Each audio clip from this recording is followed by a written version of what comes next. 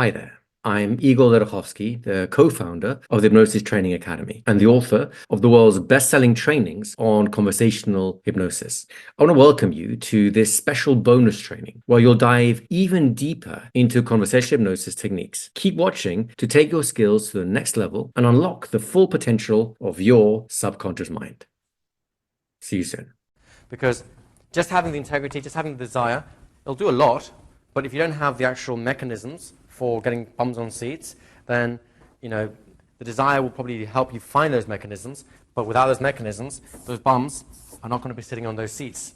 And that means there's no cash sitting in your bank, and that means you're not doing your work, right?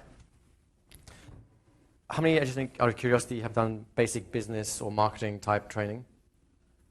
A fair number of you. So excuse me if I just cover the basics again. Just I want to keep a general, broad base that everyone can build on. This is called a marketing V, or marketing funnel.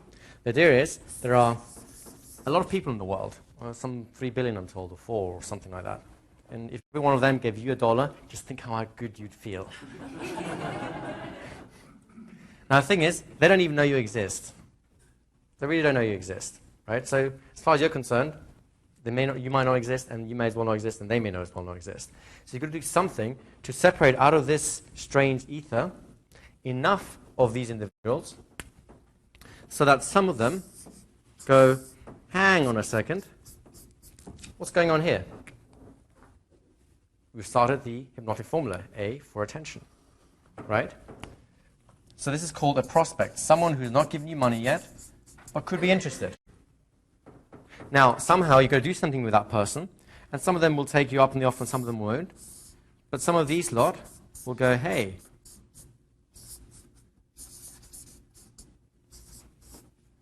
I want to give you some money because I like whatever you have to offer, be that a product or a service, whatever it is. I like it. So here's some money for it.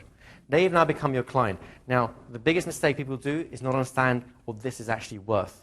And hypnotists do this all the time. We're going to try and solve that today. Because once you have clients, what typically hypnotists will do is they'll go, okay, I've serviced that client. Let's go up here and find more prospects and convert to more clients. And this whole process is hard. It takes time, it takes effort, it takes energy, it takes money. It's worthwhile, but it's expensive. In emotional, financial, energy sort of terms, it's expensive. What people don't think about is all this extra stuff here. This person isn't just going to pay you fee once. Doesn't mean you have to bring them back and sort of like, the mechanic that loosens your hubcaps a little bit so that when they change your oil, 2 weeks later you're guaranteed to come back to change your brakes, otherwise, you're not living very much longer. So you don't install a phobia after you've done a weight loss session just so you can get rid of that later on. That's bad business ethics.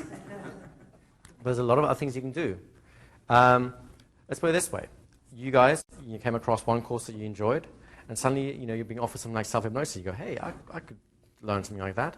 Do you think that someone's been through your session, had a lifelong phobia of turkeys, just for the hell of it? Do you think this person who now can finally enjoy Thanksgiving, as a revenge thing, you bloody bird, that this person has suffered with this for lifelong, and suddenly it's gone?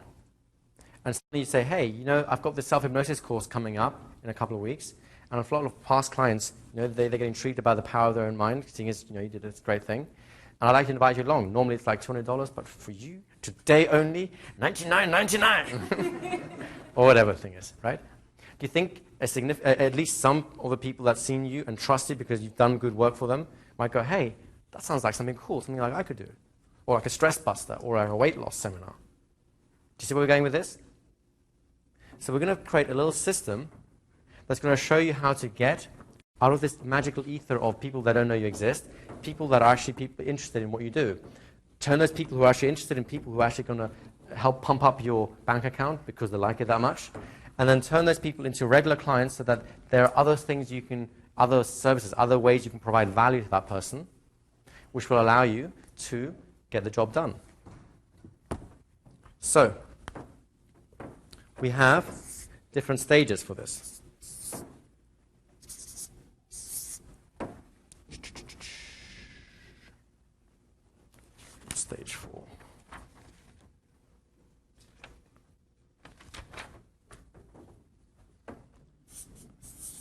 So that's 4 stages. Break your business down into 4 stages. And that's not what you do in terms of delivering the service, just in terms of having a business that's healthy. So basically 4 stages. Stage 1 is finding people that might be interested in you in the first place. Stage 2 is turning those into clients. Stage 3 is turning those clients into more clients, into more, into rather than having one fee from that person, yet a larger sum from that person for various value things that you offer.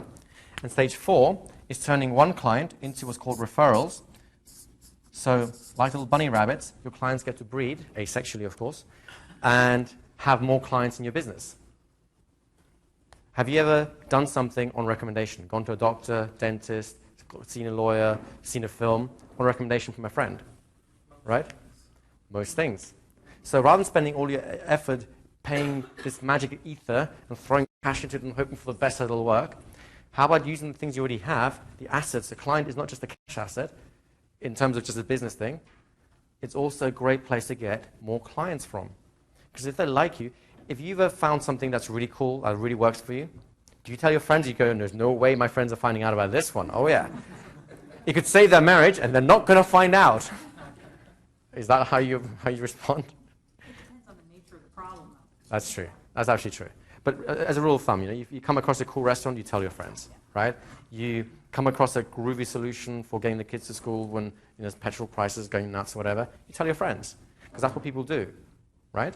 So it's in your favor to tell your friends because your friendship, the bonds in the friendship improve as a result of that relationship, that sharing of resources.